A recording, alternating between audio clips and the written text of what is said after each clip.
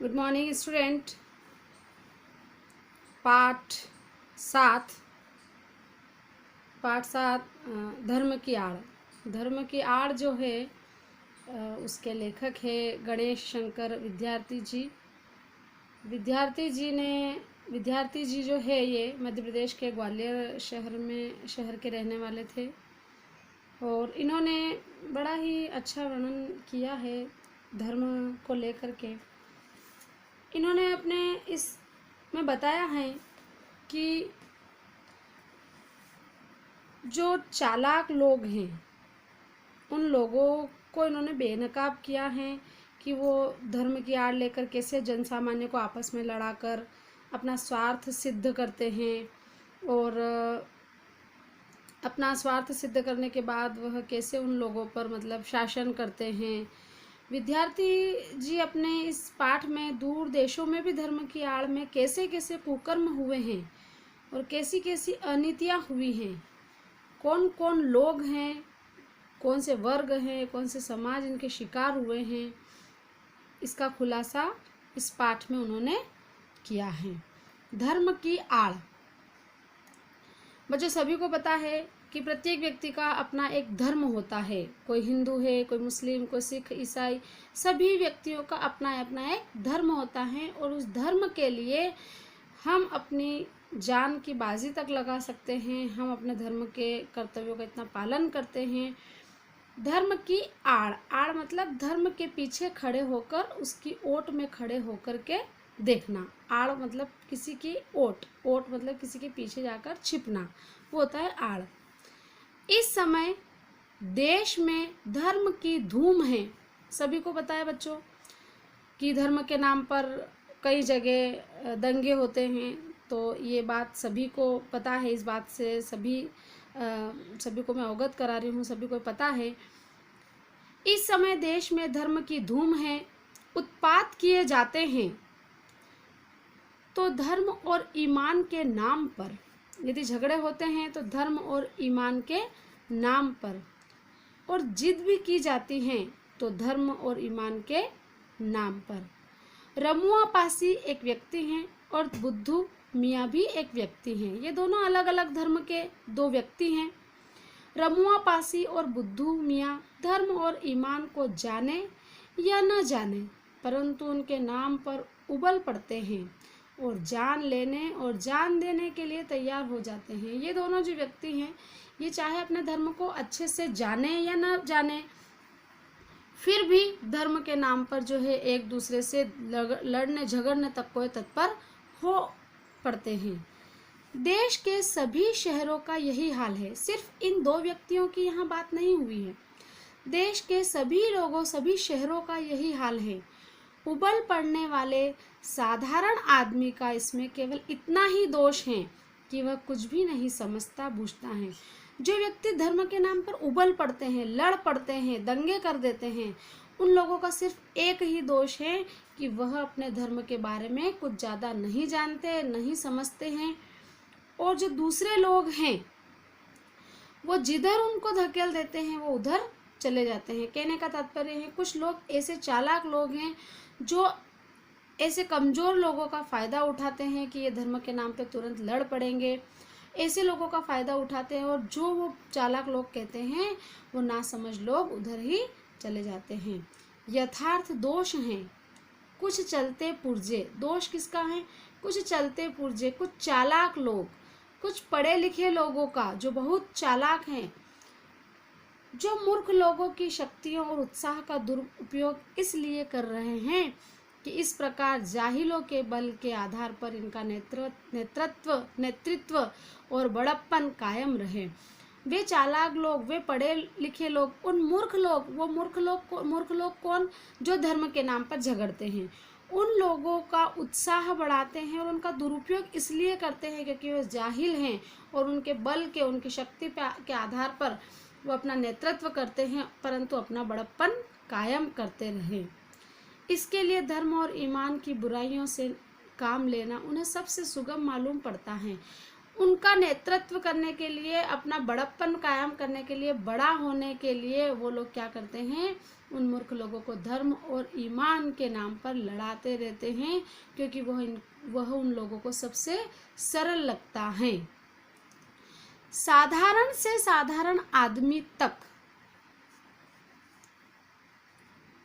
साधारण से साधारण आदमी तक के दिल में यह बात अच्छी तरह बैठी हुई है कि धर्म और ईमान की रक्षा के लिए प्राण तक देना वाजिब है, दे देना वाजिब है। ये बात सभी समझते हैं बच्चों कि हम अपने धर्म के लिए हमारे अपने प्राणों की बाजी तक दे सकते हैं। बेचारा साधारण आदमी धर्म के तत्वों को क्या जाने, लकीर पीटते रहना ही वह अपना धर्म समझता है। उसकी इस अवस्था से चालाक लोग इस समय बहुत बेजा फायदा उठा रहे हैं, बहुत बुरी तरह से फायदा उठा रहे हैं। पाश्चात्य देशों में, दूसरे, हमारे देश की बात नहीं है, दूसरे देशों में भी ये चलता है। पाश्चात्य देशों में धनी लोगों की, गरीब मजदूरों की झोपड़ी का मजाक उड़ाती हुई अमीर लोगों की अट्टलिकाएं, मतलब बड़े बड़े महल आकाश से बातें करते हैं। गरीब की कमाई से ही वे मोटे पड़ते हैं, गरीब की कमाई से ही वे बड़े हुए हैं, और उसी के बल से वे सदा इस बात का प्रयत्न करते हैं। और वो लोग गरीब हैं तो उन गरीबों के बल से, उन गरीबों के लिए वो लोग सदा क्या प्रयत्न करते हैं कि सदा हम इन गरीबों का खून चूसते रहें, हम इन गरीबों को हमेशा गरीब ही रहने दें। यह भयंकर अवस्था है और इसी के कारण साम्यवाद, बोल्शेविज्म आदि का जन्म हुआ। हमारे देश में इस समय धनपतियों का इतना जोर नहीं है। हमारे देश में जो धनी लोग हैं उनमें इतना कोई जोर नहीं है, जोर नहीं मतलब इतनी उनकी कोई ताकत नहीं है, चाहे कितने ही वो अरबपति हो खरबपति हो, पर इतना कोई उनकी ताकत नहीं है। यहाँ धर्म के नाम पर कुछ इने गिने आदमी अपने हीन स्वार्थों की सिद्धि के लिए करोड़ों आदमियों की शक्ति का दुरुपयोग किया करते हैं। यहाँ अमीर लोग इतना अपनी शक्ति नहीं लगाते हैं, कुछ ऐसे गिने चुने आदमी जो अपनी सिद्धि के लिए, अपने स्वार्थ सिद्धि के लिए बेचारे दुर्बल और मूर्ख लोग जिनको कहा गया है जो धर्म के लिए लड़ते हैं, उनका दुरुपयोग करते हैं। गरीबों का धनाढ्यों द्वारा चूसा जाना इतना बुरा नहीं है। गरीब लोगों का अमीर लोग गरीब लोगों को जितना चूसते हैं, उनका खून चूसते हैं, इतना बुरा नहीं माना जाता। जितना बुरा क्या है कि वहाँ धन की मार है, यहाँ है बुद्धि पर मार। मतलब धन की मार है गरीब लोगों पर, किंतु हमारे यहाँ क्या है, बुद्धि पर मार है, धन की मार नहीं है। डायरेक्ट उन लोगों के सीधे उनके बुद्धि पर मार कर रहे हैं। वहाँ धन दिखाकर करोड़ों को वश में किया जाता है और फिर मन माना धन पैदा करने के लिए उनको जोत दिया जाता है। वहाँ मतलब दूसरे देशों में करोड़ों लोगों को धन देकर वश में किया जाता है और फिर उनको क्या करते हैं, बंधुआ मजदूर बना देते हैं, उनको वहीं काम करवाते हैं, उनके कारखानों में काम करवाते हैं और फिर धन पैदा करने के लिए उनको जोत दिया जाता है। और यहाँ मतलब हमारे यहाँ है बुद्धि पर पर्दा डालकर पहले ईश्वर और आत्मा का स्थान अपने लिए लेना। इनकी बुद्धि पर पर्दा डालकर क्या कहते हैं कि ईश्वर और आत्मा का स्थान पहले अपने लिए लेना, पहले हमारा भगवान। सब क्या करते हैं, धर्म के नाम पर सब ऐसा ही लड़ते हैं कि नहीं, हमारे भगवान सबसे पहले हैं, हमारे जो है पैगंबर साहब सबसे पहले हैं, हमारे जीसस सबसे पहले। इस तरह से लोग जो है अपनी आत्मा पर पहले उनका उसका इस असर करके उसका स्थान लिया जाता है और फिर धर्म, ईमान, ईश्वर और आत्मा के नाम पर अपनी स्वार्थ सिद्धि के लिए उन लोगों को लड़ाते रहते हैं, उनको भिड़ाते रहते हैं। मूर्ख बेचारे धर्म की दुहाइयाँ देते और दिन दिन चिल्लाते हैं। जो मूर्ख लोग हैं जो धर्म के लिए लड़ते हैं वो क्या करते हैं, गरीब गरीब चिल्लाते हैं, अपने प्राणों की बाजियां खेलते और थोड़े से अनियंत्रित और धूर्त आदमियों का आसन ऊंचा करते और उनका बल बढ़ाते। धर्म के लिए अपने प्राणों की बाजियां तक वो लगा देते हैं उन लोगों के लिए, उन धूर्त लोगों के लिए, उन ठगी आदमियों के लिए। और जब धर्म के आड़ में धर्म के लिए जब झगड़े होते हैं, दंगे होते हैं, तो ऐसे आदमियों का आसन ऊंचा होता है और वो उनका बल बढ़ाते हैं, उनकी शक्ति बढ़ाते हैं। धर्म और ईमान के नाम पर किए जाने वाले इस भीषण व्यापार को रोकने के लिए साहस और दृढ़ता के साथ उद्योग होना चाहिए। जब तक ऐसा नहीं होगा, जब तक इन झगड़ों को कराने वाले लोगों के खिलाफ कुछ कार्रवाई नहीं होगी या जब तक उनको रोका नहीं जाएगा, तब तक भारतवर्ष में नित्य प्रति बढ़ते जाने वाले झगड़े कम नहीं होंगे। धर्म की उपासना के मार्ग में कोई भी रुकावट न हो। कहने का तात्पर्य, कोई भी व्यक्ति अपने धर्म को या किसी दूसरे धर्म को भी यदि मानता है तो उसके मार्ग में कभी कोई रुकावट नहीं आनी चाहिए। जिसका मन जिस प्रकार चाहे उसी प्रकार धर्म की भावना को अपने मन में जगावे। धर्म और ईमान मन का सौदा हो, ईश्वर और आत्मा के बीच का संबंध हो, आत्मा को शुद्ध करने और ऊंचे उठाने का साधन हो। वह किसी दशा में भी किसी दूसरे व्यक्ति की स्वाधीनता को छीनने या कुचलने का साधन न बने। कहने का तात्पर्य कि सभी व्यक्ति अपने अपने धर्म को स्वतंत्र रूप से माने और वह किसी दूसरे व्यक्ति से उसको अपने धर्म को मानने का जो स्वतंत्रता है वो उससे छीने नहीं। आपका मन चाहे उस तरह का धर्म आप माने और दूसरों का मन चाहे वह उस प्रकार का धर्म वह माने। दो भिन्न धर्मों के मानने वालों के टकरा जाने के लिए कोई भी स्थान न हो। यदि किसी धर्म के मानने वाले कहीं जबरदस्ती टांग